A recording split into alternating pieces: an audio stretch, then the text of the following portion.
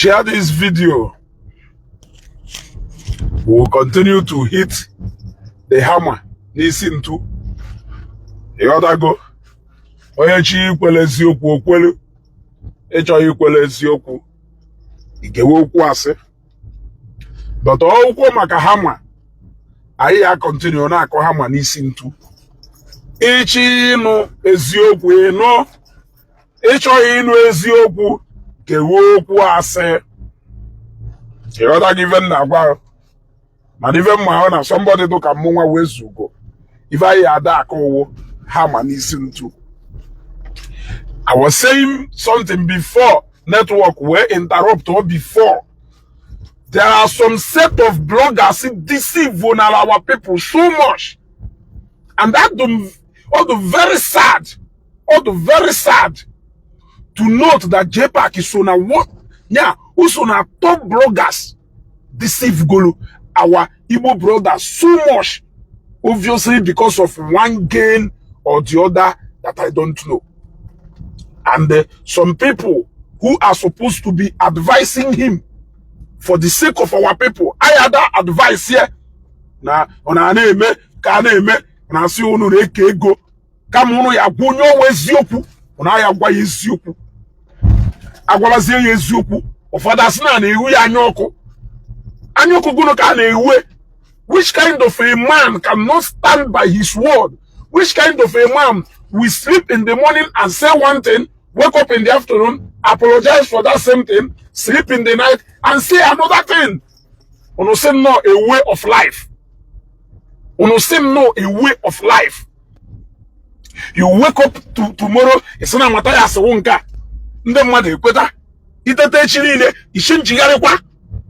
Actually, if I did email on Facebook, Ijo, thank you very much. Who will this smart? Ijo wad. Or what even you like Ijo Wafuma? With Ijo wa. The Jew me Jew, we will Ijo Wabusame. In fact, Ijo wa wage, ma'am, Maria Malota. You will Ijo Wabusame. Only the nya. Mwe JPAC lose the title of Internet FBI. Onye woje Ijo wa. Ibu na isi eji awapụta ụmụ ife adụ mma mwapụta amụhụ m ibu na adị isi eji awapụta ọ wapụta ọ tụọ ya ka ogbu n'igwe ọ da-agbụ m onye furu ije ụwa kenelu m ije ụwa 1 carton of 0 bitters for you ije ụwa 1 carton of 0 bitters for you enwere nye enwe ịghọtago mmesa ndere 1 carton of 0 gee ntị give ife JPAC ịma ọ machie pụta ụbọchị a mee vidio na you have apologized for almost everything you could go no wa if you promote your brand. Every single thing that you could on Facebook, you have apologized for it. Who are you? Who are you is a question. Who are you? Kelonyibo. Nya ine kuziokwu ayi kwere ife ine ekwu ka ayi chelu after some time you apologize for ka ayi we kwe. Yeah? Kente. Kente. If I video melumbo. Kente. Yes.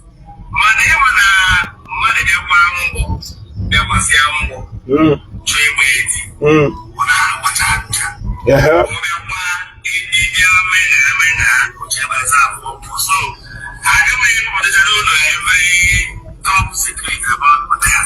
You see?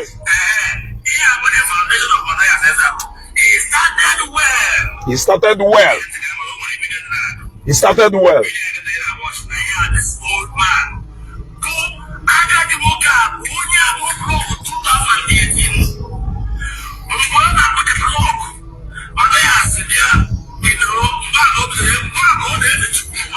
Wow, on the future.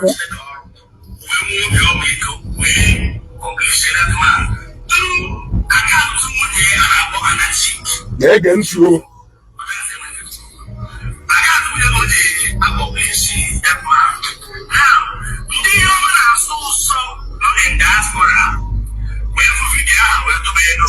Gente.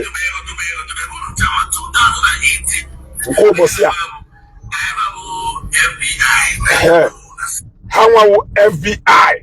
How will FBI? FBI kwuchi okwugharịa ha machakwa ife niile anyị na-ekwu maka Mathias, yet ha pretend ya na anyị na-agba ya mgba, but ha macha ife niile anyị na-ekwu maka Mathias no na ha ekwuchana kwugharịa dudu no nwere other people belong to faction Mathias n'iti ka ha nwa maintain na middle ka ha wee na-anata ife ebe a na-anata ife ebe a okrem ọnọwụ Christian okrem zie n'ogwu ọdụzie ka ha sị nọ ndị niile ahụ Christians ka anyị na ha na-anụ ọgụ ka anyị na ha na-enwe nsogbu na ha mụ specialism kpatara anyị ji confront Mathias. They will pretend like they don't know, causing confusion na social media. Game to ọfụma ka ifu the history of Mathias anyị na-agwa ha na-ekele mụ na ha amaghọ eziokwu ahụ mee Christian mana asị m kwuo asị nsị tụnyere Mathias na mana inwe eziokwu. You have said the truth before. Why are you changing now? Gente.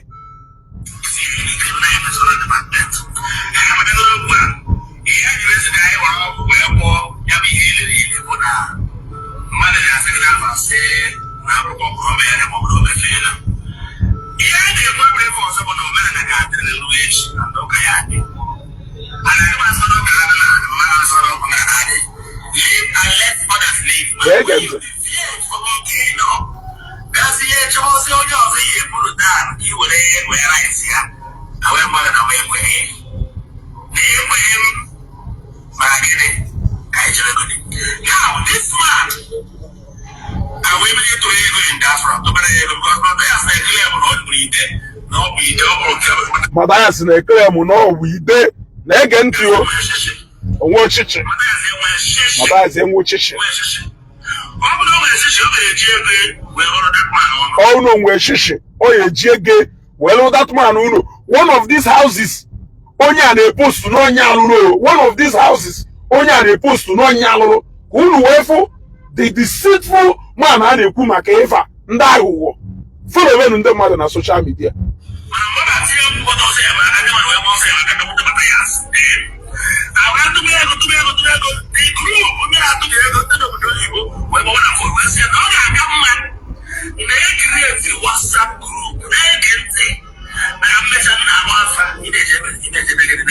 They verify.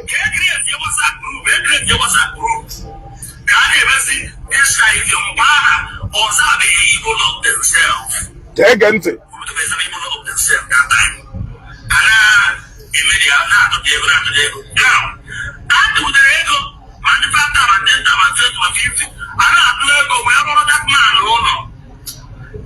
Then I came together as a body, that group. Neither group actually said register platform.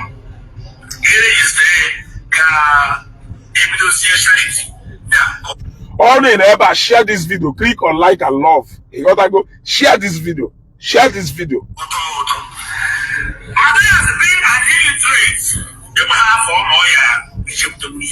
They get it.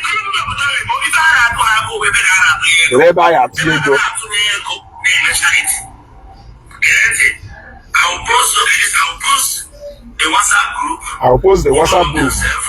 I'll post it. Don't worry, everything here on the screen. Everything on the screen. Just cool down. For the airport. Get a message here.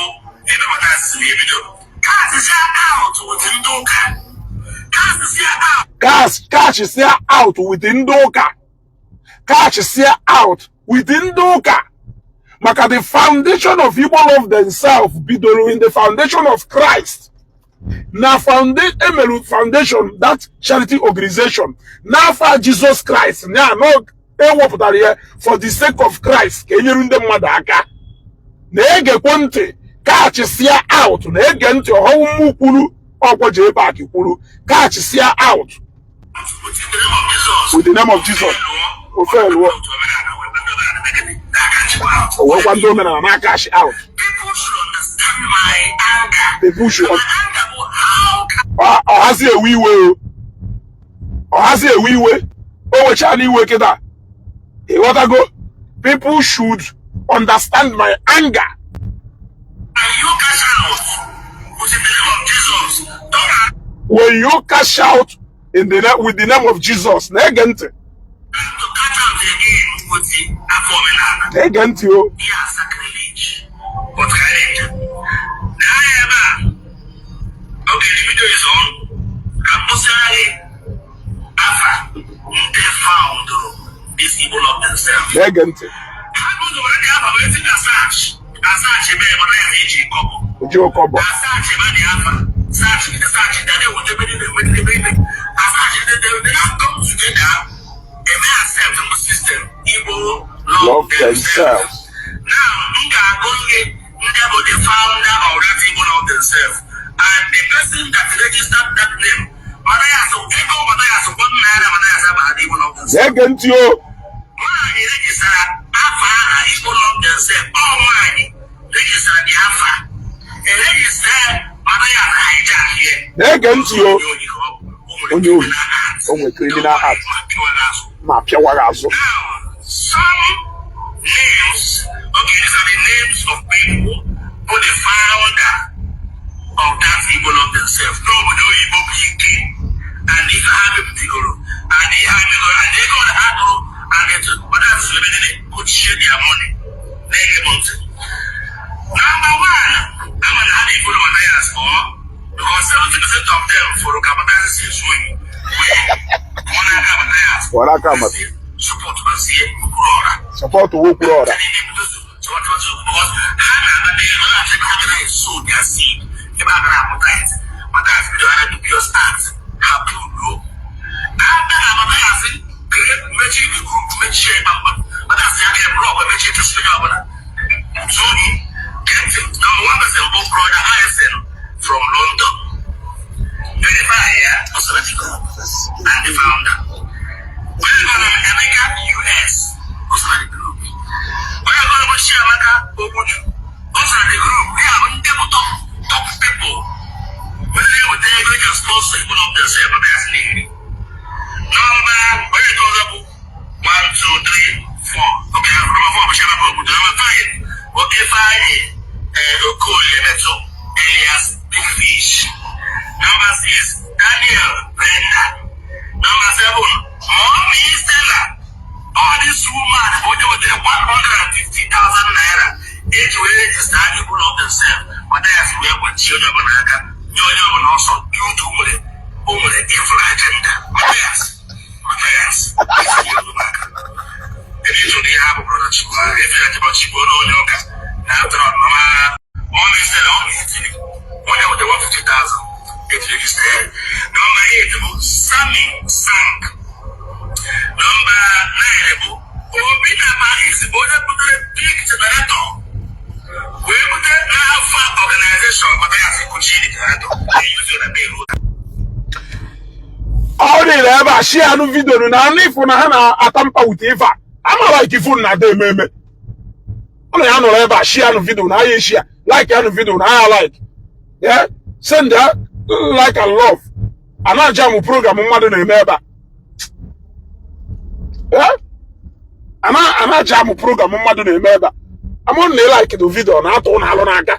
Ọkwa ife ya we click ị na-akwụ ụgwọ. And if I na-ekwu na atọ ụtọ, ị chọrọ ide gị. Ife ka mata asị ji wee dụkọ nwere ife ọ na-eme because ụmụ mkpụrụ mmadụ one ma one a na-eso ife unu tina viara ha chọrọ ka efie. Mana nke a na-ekwusi maka ha ịchọ ka ha fie. Ụna na-enye ha advantage ọ dụka asị na nwere ife ha na-eme. Masị dibịa ife o ji dụka asị na nwere ife ọ na-eme hụ na few people ahụ na-eso out of majority ama na ha nọ na minority. Ha na-ada do up and doing. Ife hụ na masị dibịa tiri ha ekposa ya ozugbo ka i wee fie. Mana a na-emezi nke ihe eme ka ha fie ihe kweme ayarịrị asị ya na ofe nọ alụ juzuru anyị nni. Ha na-ajam pụrụ ife a na-ajam nwa program na-eme n'abalị a ha na-ajam ya ka ha kopie. I'm like this thing o. Don't worry. After Obama is dead, I never said, Ngozi Ibe. First from Hago. Mommy Joy from Belgium. That's why. Mommy Joy from Belgium. Mommy Joy of Belgium. Mommy Joy of Belgium. Cynthia Lewe. Don Kelvin. Jade Bertram. Emma Swiss. Mike Ichima Jesus. Austin Samara. Ngo Francisca from Holland. Christian Obai. And Strong. Idioma. If I wonder,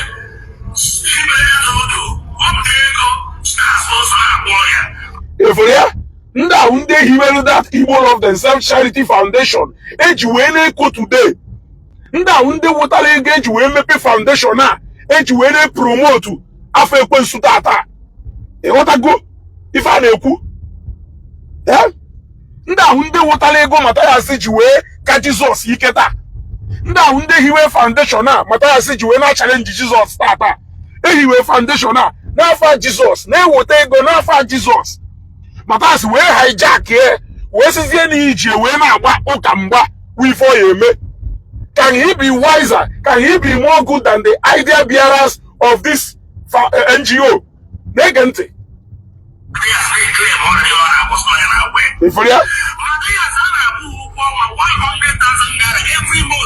Ị na-ege ntị?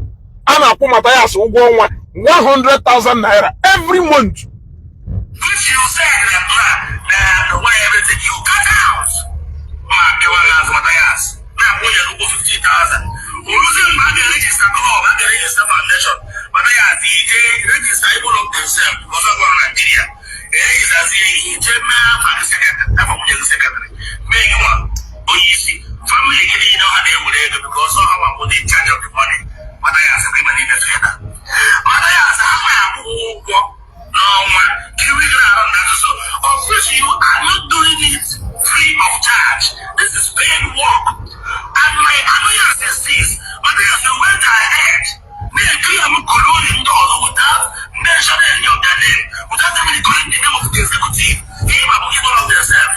Now, you will put up a war. What is the war? However, I got to say, Mathias, you will see the house of the man. With the name of Isaac,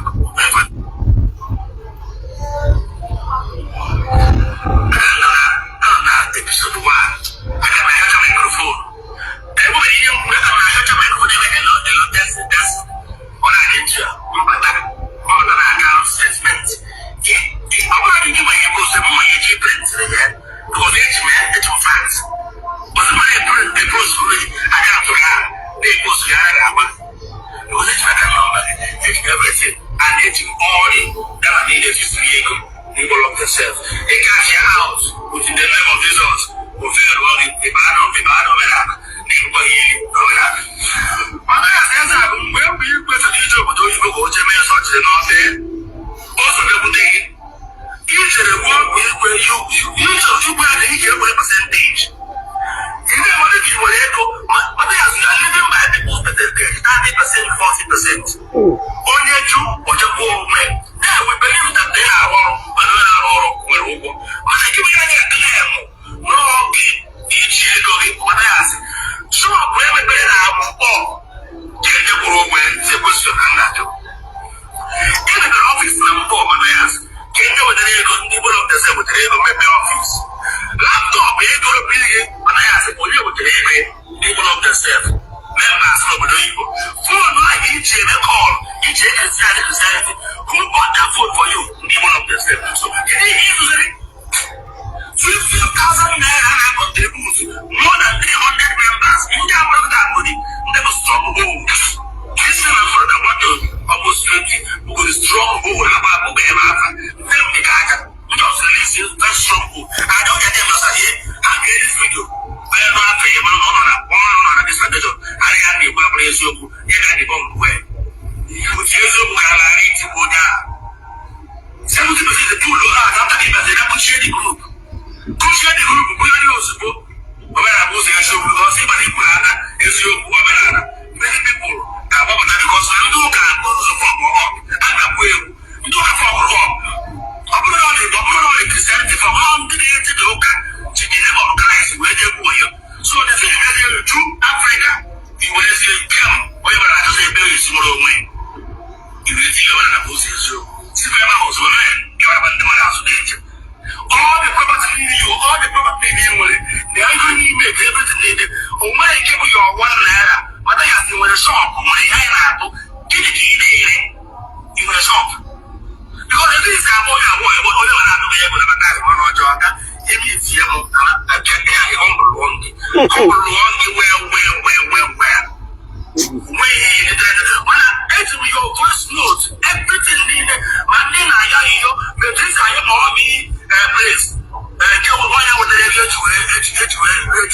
register foundation.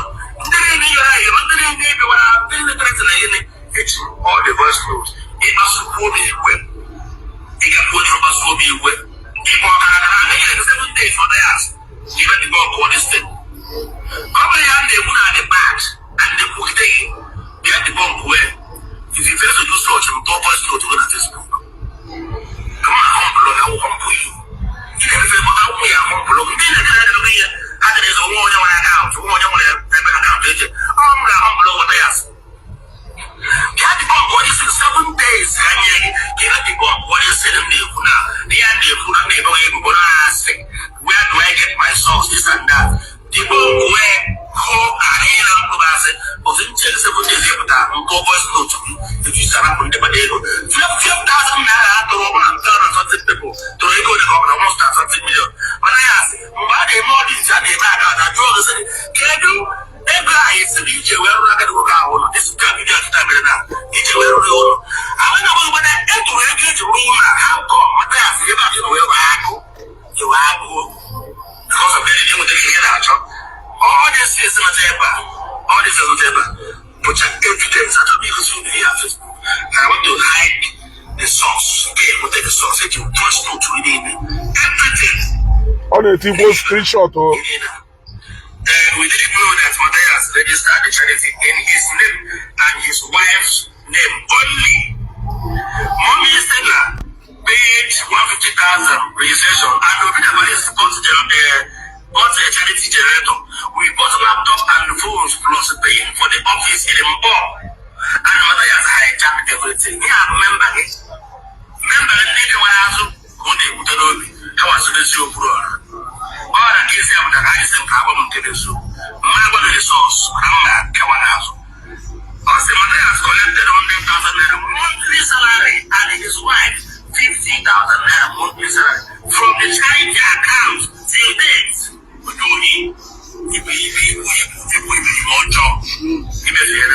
registration fee, all the WhatsApp funding members paid, but he has used the money and he claimed that he used it to build Papa's house. Hey! The registration fees, all the WhatsApp funding members paid, but he used the money and claimed that he used it to build Papa's house. 2018. On I go from WhatsApp group because I go if any na on a tea na phone man I just some joy go see.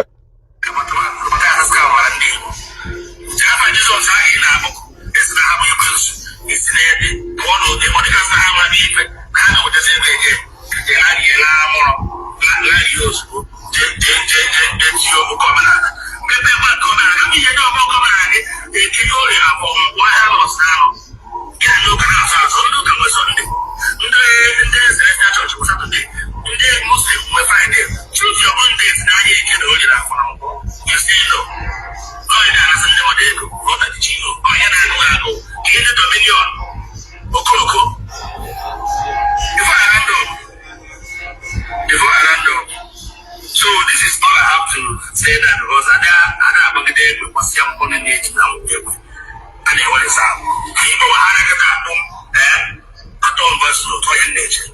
Go for what about the radio. And all these videos, all these blind followers that just joined you yesterday. Wait for Hammer. And they say, how are they paying the matter of watching? They will get certificate. Nonsense.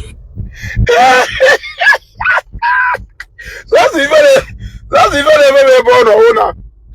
Coast Aragale, now that they boo. And the young apology, apology, that duka, or had to keep it.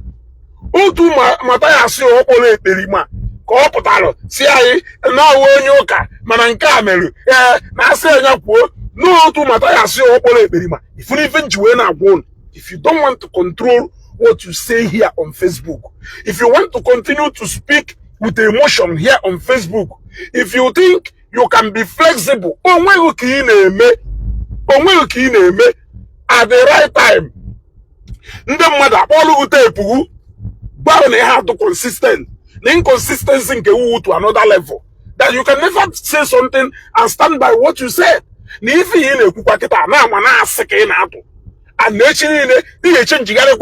it will become your record.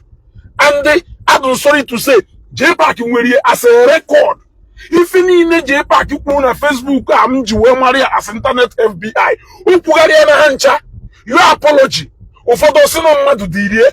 How can you always be manipulated by people? How can you always be manipulated by people? As a man which you are, your word should always be your bond. You don't say things anyhow. As a man that you are, you want to go? You don't say things anyhow. That is it. Only with a man like now some of these bloggers. I need a ziketa. I use the religious gonna why for things you people know. The history of Igbo Love Themselves Charity Foundation. You know how it started. You know how Matthias started. Should we even talk about India? Tripway to India. If we talk about Tripway to India, if you know that guy who a demon call, if we talk about Ntu Eswe or the Nakamweke, no bin Nakogono, Weje India, Akolo the Akoko, Agent tape, it's just like I don't like going back. A plain tape of what happened in India. But as you are too shocked, can swim with such information. Or you are too shocked, can swim with this kind of information. But I show me play here. Yes, I don't want to play it. Man, I'm cool. Oh yeah, do shock. If I had the who go see when with this kind of information. Or if I had the who. Man, Jesus, ndoka meru. Are you not a medicine? Ndoka meru gono. Are you an angel? Even a woman way, I have never claimed to be an angel. As a matter of fact, I am not even an angel. I am a human being. So muna one make up with no angel can go na me because I am not. Kuche udukwe. How muna one me fe. Ibruno bi na ezugo angel. I am a human being. I can make mistake. Problem with people who they claim no to too perfect. Hammer like it. When you accept the fact that you can make mistake, then you know. But look at this and look at that. I have killed more than 6,000 people. Igbo Love Themselves Charity Foundation, idea of people. Majority of the treatment in a claim today, no go meru. What I go? What people marry? But for the head of Uka, for the head of gospel, Umoko Mando him and Dama, entering a team up with you. You think that they have any? The only thing they want to hire you, they have found somebody who is going to justify, who is going to tear a canopy. So all of you are using yourselves. If you don't use, woman couldn't use. Onado sincere with everything. You people are just using yourselves, and you know that is the truth. Uno just use someone. What I go? How use when I catch you hobby. It's not as if they don't know the truth, but they want to make it look like not somebody. But they want to make it look like not somebody, and that is where you come in. Then you also, you have your own agenda also. So all of you are helping yourselves. And that's why some of them, no matter what they see, even the truth they see about Matthias, they cannot believe it. Not that they don't know that it is truth. But for the sake of the sustenance of that message, Matthias will carry. They are all partner in this, even though some of them cannot make a front line. But they are all partner. Matthias is speaking their interest. So that's why also when Matthias is they can never agree. But what I have problem is inconsistencies of JPAC. Ipotata ikwu ka people believe o reputation ile ikwugharịkwa this same matter ya say analyze ka ịpụtasịrị ụbọchị a mee video na-asị anyị na asị gị kwuo esesetere ya. So all no manage the affairs of Igbo Love Themselves Charity Foundation very well. If you can hijack the ideas of people, shut out people who are funding, if you cannot be accountable to public fund, why are you saying that people of also one should entrust their constituency fund naka this kind of a man? It's a question. So why can't you just keep quiet and walk away? Must you come back again to come and play the intelligence of people? This is what I don't understand. Even in email and Facebook, you are an adult. I don't believe that you can be manipulated anyhow, except if you have your own interest that you have been trying.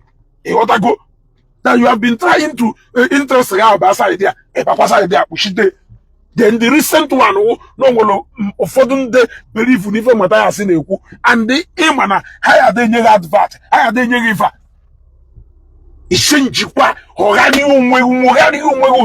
Position, all these things are being driven by money. And I don't like it.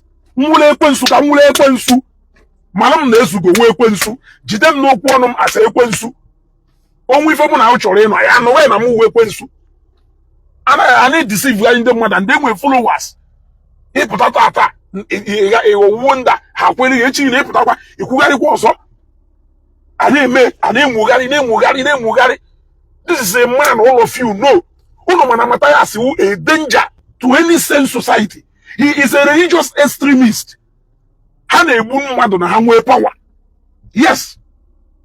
Maria Mano, the political religious extremists have opportunity. Have only fund they can do and undo. And that is who he is. Matthias is a religious extremist.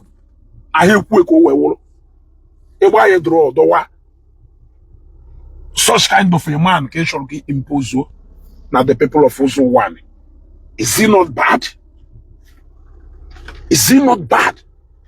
Huh? It is bad. So, come. Can happen wherever. I just say can go say careful the kind of people. That's why when you find you kuna do kife you go mumbo now some of them are they make a say far because of further dog. One day I would rather stand for what I believe in here. If along that line, if you feel like that is the reason you cannot give me money, take your money. I don't need it.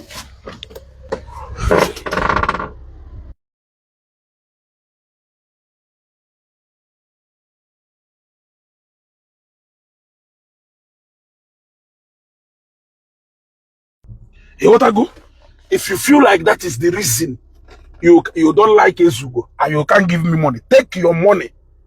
Take your money. If you you just don't know.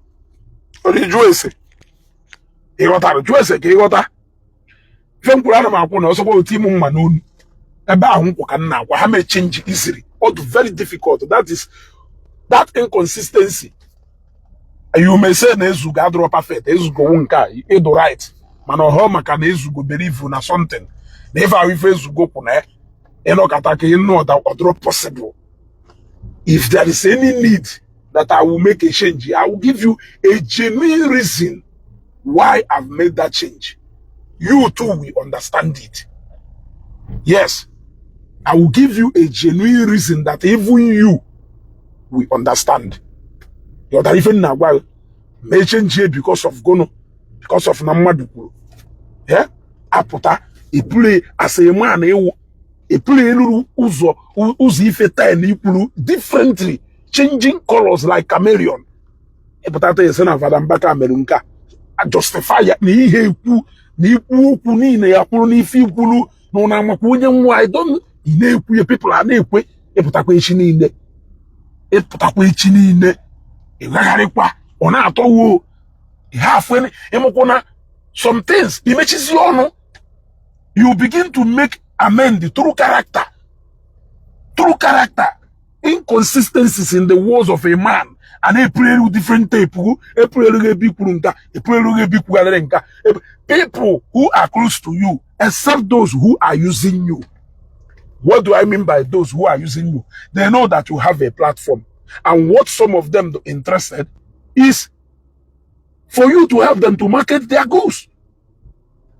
And they good enough. Go on when you can feel, after all, if you're interested in air, let people give you money. You advise. But on a long run, if you give me Matthias, in the future, you will see.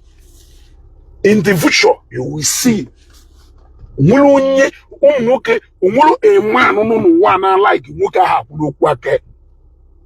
Onye na like nwoke ahụ consistent. Because woman echi niile na enwere ike nyekwa ego ma ọ ikukugharịkwa that you will change. So why would that? Businesses, people who don't trust themselves can do business, and that is one thing people out there understand. Two people, you don't trust me, I don't trust you, we can still do business because we have interest. Yes, I may say business. Can the mother you see when no mana all come here na okono send the mother like mana na with a business. Onye gbaro. Many people are like Tony Elumelu, the Tiago na UBA. Or business can eme. Half labor see good. Mano poso ye nwe ko yesi wedo. Kaya no we go say on her like lo ko na her like etu akosi wedo. Mano no wolu because of ego go na enye ego. I woli na feel ni na eme ofoma. The you people say they don't like me. Are they not the people giving me money? They are giving me money. And then you bundle 50,000, then you 20,000, then you 250,000, then you 200,000, and that is enough for you to compromise on your word. In the next 10-20 years, the word of a man can still make a way for him. In the next 10-20 years, your word can still close doors for you. You don't know. People are watching. Yes, people are watching and people are documenting. Imagine this one, Jeba Capital Obosia TV, the Ebo on a Soro Emelu Matthias campaign. A Jebo Takwa Vida, the same Matthias Eporonyo, Yapaki Emelu campaign. These are inconsistencies. These are inconsistencies that can be capable of closing doors, but you don't know. That is why before you say something here on social media, and sometimes you should walk away with pride. Yes. Onya kiji ase, okwe mandene me or you make sure ye man not last go for 20 years. You go people your word ebe this man no. Onye you go people their word ebe this man no. You market go nya na ihu ndem mmadụ. Onye market go nya na ihu ndem mmadụ. Unu so okwu the most honorable thing now walk away. Unu shigata back ka unu no wogo. Kowazie ka esi weri ni abani kwa wakwanni. Iman unu chori destroy legacies unu build within that 10-20 years of your friendship. So the best thing is walk away with what you know. Let me walk away with what I know. You people will walk away with your head so high. And sometimes ndị mmadụ jụọ maka onye ejizina because na gonna na-eso okwu I change wezie your words because onwe ga ebe shortiri nyanwa nwere ebe shortiri gu onwe ga ebe oji okwu ọnụ ya wee zọọ onwe ga ebe iji okwu ọnụ ya wee zọọ so unu negal interest unu nwere at that moment you people will walk away with pride or ife na adụ mma. But ndị mmadụ ha aghọta distance inconsistencies na words can shut many doors. Consistencies can open many doors. I am telling you this for granted. Yeah, for granted. Nobody is perfect, but always be sure that some words in a give out. Unless but it's not this kind of flexibility. You can't just come out and start marketing Matthias.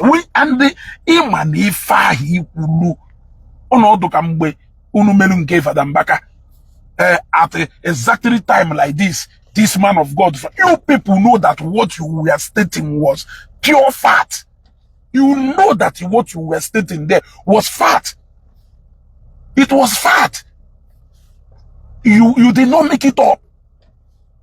But because we got problem with some people, you think you can now come back and change the narrative. You will come with an apology, man. So the right thing you could have done, instead of trying to get back to the other party, by trying to tell the other party that you are in a mess up. Because in that way, people will still see you as somebody who is not straight. People will still see you as somebody who, especially when you know that if you know that you are just doing it because na gonna they just shock a to see a bone na gonna fight it will always backfire. It will always backfire. You may even think that where you are doing better or fine, but tomorrow some people who are revolving around 10, 20, 30, 40 million, 50 million, but you don't know that Nimes opportunity that could have given you business worth over 100 million at a sitting and at a go. You don't know. You don't know that you have messed up an opportunity that could have fetched you business worth over 200 million. And only enjoy in 10, 15 million, 20, 30 million, 60, that you are doing fair. Why? But a morning short to go the door that could have taken you times 3 or times 10 of that particular position in on it. And don't you battery for the hassle when I had a more for my. But they don't know that Nahaka de more for my Kalia Una Hahime. On now, we feel now that one them one. You should be careful with the words you are telling people on social media here, because any word you give, especially only with followers, there are followers who are loyal to you. When you say something, they believe if I improve. Every single thing you said about Zion ministry, you changed it, and you are an adult. It's not as if you are a baby and not the deceive. You were fighting Zion. After some time, he changed the area. After some time, he changed the area. What is that consistency there? You were marketing marketing the idea of Zion ministry and Ngobala. Anokata, he changed the area. What was the hand and desire of the Israel and Ohi? No more development to church where you keep it and Ngobala. Contrary to every single thing you could at first. Yeah? Contrary to every single thing you could do at first. So, is he not bad enough? Is he not bad enough? Is he not bad enough? Eno katasinongo internet FBI. Totoro Fadambaka, Nolie. E putakwa mechakwa later. E change every single of your words. E wakwa hana koza yon a humble billionaire. Na koza yon na connection nye wo eva na no oversize connection go well otungo wa potakwala sepande mmadụ na koza yon online billionaire ko no olu na pakogari na ekogari otungo wa se na zoro bitas wo ultimate na zoro bitas wo kibe otungo wa potakwa si okaika yesire esi na ọkụ ịghọtago otungo wa kwu na Matthias wo onye oshi otungo wa potakwa si na asị ukwu eseseta area otungo wa share testimony etu Jesus is where some wayo, Mbungwayo, Pelumpe, Otungunga Pataketa, Sinongwe Fedoka miracle. You gotta go that kind of inconsistencies in your words. There are so many things, we can name them. We can go on and on and on and on and on and on. Olu nya ayagocha. It is not good. It is not good. Olu ikwe. Mana man ni ekwe. Yotago only ekwe mana man onwoli ki ekwe. Yotago and if he ejikwe because na we go na abata. And we go na abata, you obviously think you are doing wonderfully well. Yeah? You think you are doing wonderfully well. Man mono nwere doors short or behind you nwere ike wolo doors a wonya ka emepelu ntonto ụzọ enwa ho no waga. Yes. Those are wunya ka emepelu ntonto ụzọ emaho no waga. Ana m ekwe oduka ha se na ma ekwe through my engagement na Facebook here. Ka mgbakwa ka emalu ekwugo nyambo Oduka kona mama even neku. Through my engagement na Facebook here 2 years ago. Mbaho Evangelist Ebuka Obi gbadawara Zion ofo. Mbaho abadawara Zion ofo. Through engagement na Facebook here. Kamadu jusi wesi America. Send the alum 150 million cash. Can you go to a property? Can you beat that?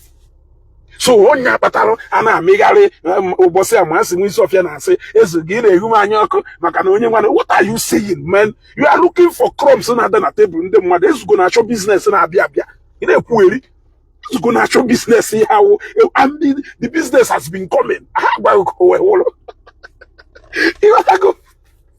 Oh, that show table instead of onye that show root mbologu na show crumbs na the table ndị mmadụ. Onya na-eme nwoke ahụ enwe okwu aka ikwu nkata echi kwuo ọsọ. 105. I thought it was a joke. Onye ma amaro. I've never seen that woman. I've never seen